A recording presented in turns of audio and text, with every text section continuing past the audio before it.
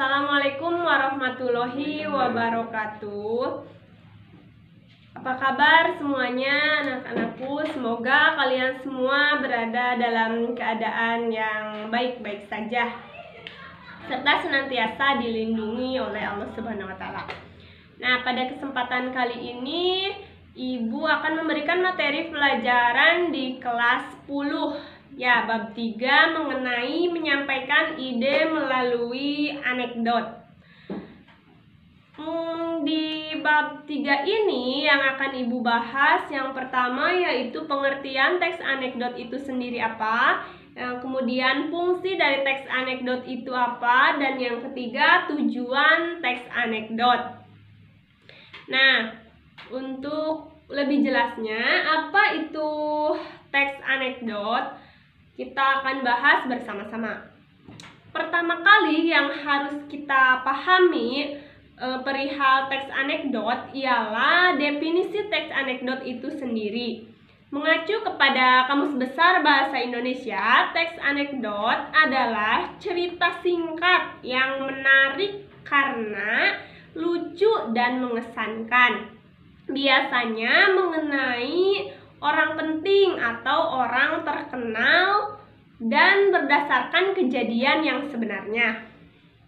Dengan kata lain, teks anekdot berisikan cerita fiksi yang disajikan berdasarkan kisah dari kehidupan nyata dan biasanya melibatkan orang-orang terkenal.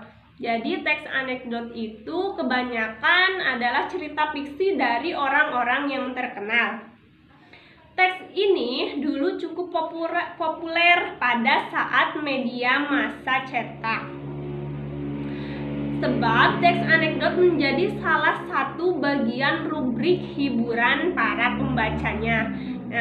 Pada zaman dahulu kan yang tenar itu media cetak. Nah, biasanya banyak terdapat teks-teks anekdot di media cetak tersebut. Dulu dalam rubrik anekdot, cerita lucu biasanya berisi kritik-kritik sosial mengenai kehidupan sehari-hari. Kini, teks anekdot tak hanya berseliweran di media cetak, melainkan juga di media sosial. Di media sosial sekarang banyak cerita-cerita anekdot yang kita jumpai. Biasanya pada zaman sekarang ini berseliweran dalam bentuk meme, cuplikan dialog lucu atau sebuah postingan Instagram dan lain sebagainya. Fungsi dan tujuan teks anekdot. Teks anekdot tentunya memiliki fungsi dan tujuan. Fungsi dari teks anekdot ada dua, yaitu fungsi primer dan yang kedua fungsi sekunder. Fungsi primer dari teks anekdot adalah sebagai sarana atau wahana ekspresi yang berhubungan dengan ketidakpuasan, kejengkelan, kemarahan, dan sebagainya. Lalu fungsi sekunder. Fungsi sekunder dari teks anekdot ialah bahan hiburan, analogi, atau contoh dalam menjelaskan sesuatu, penarik perhatian, dan sebagainya. Fungsi tersebut secara tak langsung berkaitan dengan tujuan adanya teks anekdot.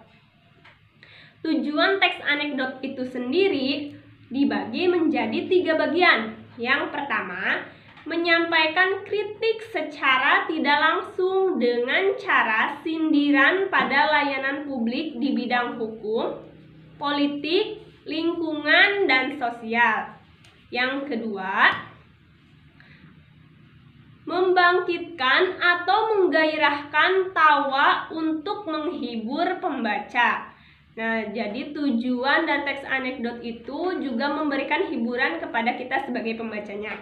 Dan kemudian yang ketiga yaitu mengungkapkan suatu kebenaran yang lebih umum dari kisah singkat itu sendiri, atau untuk melukiskan sesuatu sifat dengan ringan.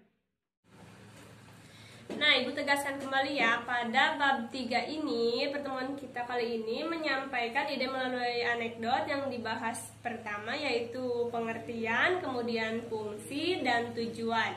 Nah, Ibu tegaskan ulang lagi pengertian teks anekdot itu sendiri yaitu cerita fiksi yang disajikan berdasarkan kisah dari kehidupan nyata dan biasanya melibatkan orang-orang yang terkenal di sekitar kalian. Bisa berupa selebritis atau pejabat-pejabat yang sedang terkenal pada saat itu. Nah, Ibu rasa cukup sekian dulu materi dari teks anekdot. Pada pertemuan yang akan datang kita akan membahas mengenai ciri dan struktur dari teks anekdot tersebut. Apabila ada hal-hal yang ingin ditanyakan, silahkan komentar atau hubungi Ibu melalui grup WhatsApp. Atas perhatiannya Ibu ucapkan terima kasih. Semoga apa yang kita pelajari hari ini memberikan manfaat bagi kita semuanya. Wabillahi taufiq wal hidayah. Wassalamualaikum warahmatullahi wabarakatuh.